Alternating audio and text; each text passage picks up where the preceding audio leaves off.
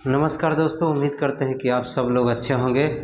और इससे पहले मैं वीडियो गुणनखंड का बनाया हूं तो समझ में आया होगा, और उसी को देखते हुए मैं पार्ट 2 लेकर आया हूं, यानी कि टाइप 2 में मैं आपको सवाल बताने वाला हूं प्लस माइनस प्लस, यानी कि पहले जो टर्म है वो प्लस में होगा, दूसरा टर्म माइनस में होगा, फिर तीसरा टर्म प्लस में होगा। तो इस तरह का सवाल आपको देगा परीक्षा में, तो कैसे आप हल कीजिएगा, आइए समझते हैं। देखिए, सबसे पहले तो आपको समझना है कि यहाँ पे ये माइनस है। इससे पहले हम बताए थे जिसमें सब प्लस में था, लेकिन इसमें एक माइनस में आकर के थोड़ा सा दिमाग को डाइवर्ट कर रहा है, बट होना नहीं है, करेगा लेकिन होना नहीं। आपको क्या है यहाँ पे 10 चौको वाई स्क्वायर को गुना करवाना है कितना से 40 से, तो कितना हो जाएगा 40 वाई स्क्वायर। हमेशा आपको टारगेट पकड़नी है सबसे ज़्यादा पावर वाला को, और सिर्फ संख्या वाले अंक को गुना कराना है। संख्या वाले अंक को गुना कराना है सबसे ज़्यादा पावर वाले संगे, इस तरह के गुणनखंड के लिए। तो कितना आ रहा है 40 वाई स्क्वायर। ये आपको टारगेट मिल गया कि 40 वाई स्क्वायर लाना है। किससे? ये बीच वाले जो 13 वाई दिया है इससे। अब कैसे लाना है?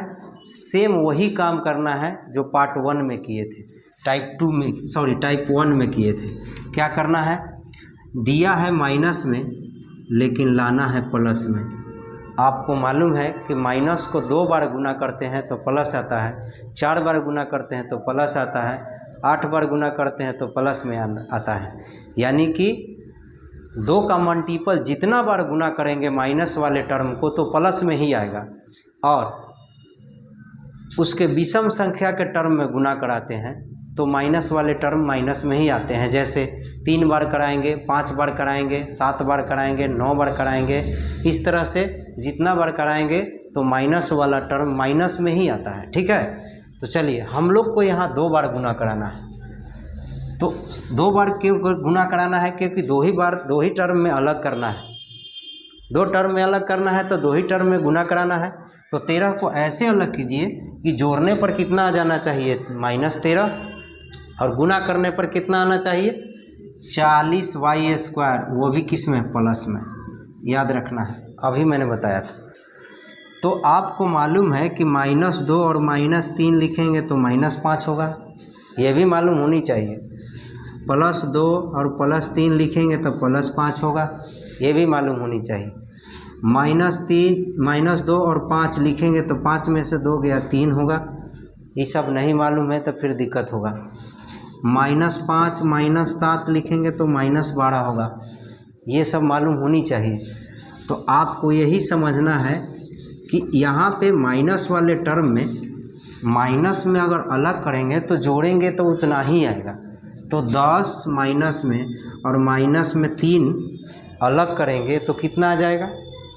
जोड़ेंगे तो 13 आ जाएगा, लेकिन इसी को गुना करा देंगे तो कितना आ जाएगा? 30 आ जाएगा, आएगा ना। तो हमको 30 नहीं लाना है। फिर से समझिए, -10 अगुने -3 कितना आ जाएगा? +30। माइनस माइनस प्लस ना होता है, ये भी मालूम है कि नहीं कि माइनस माइनस गुना करते हैं 2 बार तो प्लस होता है, और प्लस प्लस गुना करते हैं 2 बार तो प्लस ही आता है, और 1 बार माइनस रहता है और 1 बार प्लस होता है तो माइनस आता है। ये याद रहना चाहिए, ये बेसिक नॉलेज है, ये 7-6 से ही बताया जाता है। ठीक है, तो अब आपको इस तरह से सोचना है, सेम उसी तरह से जैसे पहले सोच रहे थे,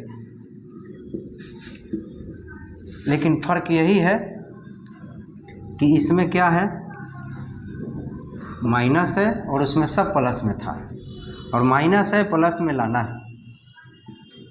और भी इसका हो सकता है, ठीक है, लेकिन हम लोगों को समझना है। तो आप इसको सेम उसी तरह अलग कीजिए, और गुना करने पर तो अपने आप प्लस में हो ही जाएगा, क्योंकि 2 बार गुना कराना है। तो देखिए 36 लाना है तो -13 को कैसे अलग करें तो 36 आ जाएगा।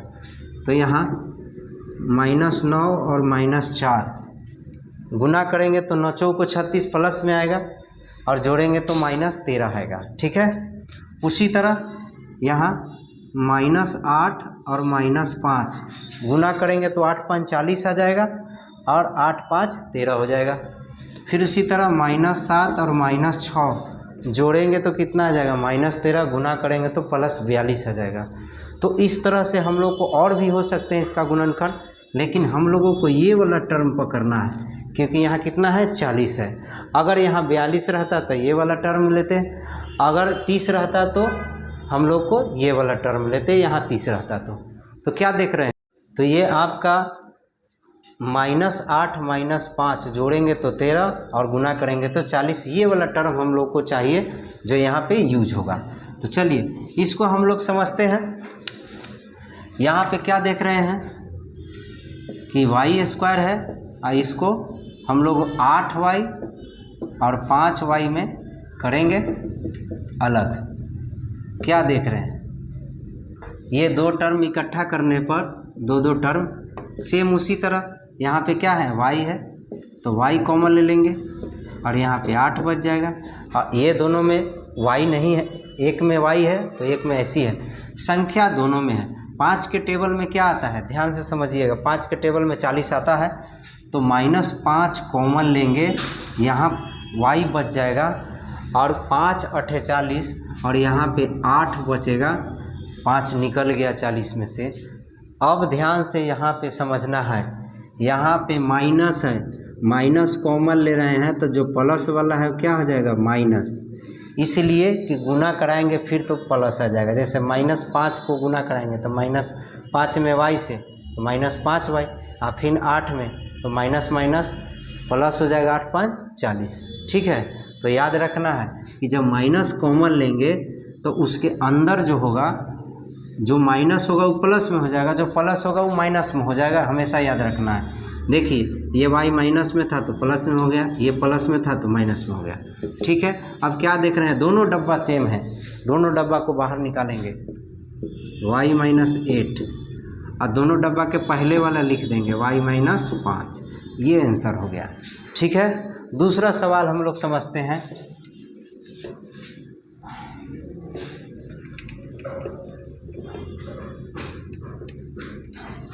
सवाल नंबर 2 है, सेम उसी तरह समझिएगा। करना क्या है, इसको इससे गुना करते हैं। अक्सर विद्यार्थी यहाँ 3 है और यहाँ पे नहीं था कोई संख्या तो घबरा जाते हैं, कुछ नहीं तो यहाँ 1 तो रहबे करता है, यहाँ संख्या है तो कौन सा तीर मारने वाला सवाल आ गया, वही सवाल है। देखिए गुना करने पर क्या आ रहा है, 3x² को गुना कराना है 10 से, कितना आ रहा है 30x² आ रहा है। 30x² आपको गुना करके लाना है, इसको ऐसे गुना कीजिए ताकि गुना करने पर 30 आना चाहिए, जोड़ने पर -11 आना चाहिए।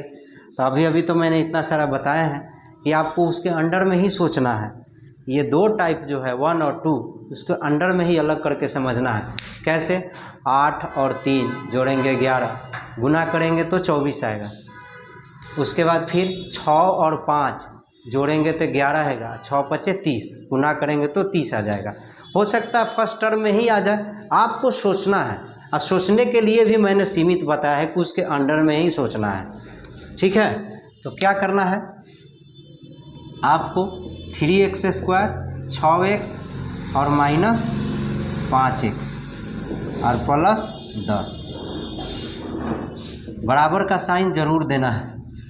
देखिए दोनों में क्या कॉमन है, ध्यान से देखिए, दोनों में यहाँ संख्या में भी कॉमन है और चर में भी कॉमन है। संख्या 3 के टेबल में 6 आता है और 2 गो x है यहाँ और यहाँ 1 है, इसमें तो कॉमन होगा ही, तो 3 हो जाएगा कॉमन और 1 x हो जाएगा। 3 कॉमन ले लिए तो यहाँ से निकल गया, एगो x ले लिए तो एगो यहाँ बच गया। ठीक है, अब ध्यान से समझिए, यहाँ से 3 निकल गया तो 2 बच गया, 3 दूना 6 और एगो x था तो वो भी बाहर है।